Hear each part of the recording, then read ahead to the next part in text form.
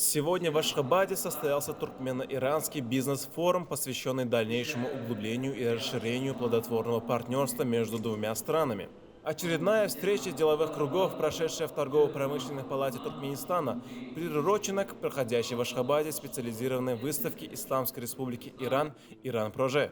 Сопредседатели комиссии с туркменской стороны вице-премьер, министр иностранных дел Туркменистана Рашид Миредов, а с иранской стороны министр дорог и градостроительства Исламской Республики Иран. Туркменскую сторону представляли главы ведущих министерств и ведомств, члены Союза промышленников и предпринимателей, более 80 компаний, индивидуальных предприятий и других частных структур.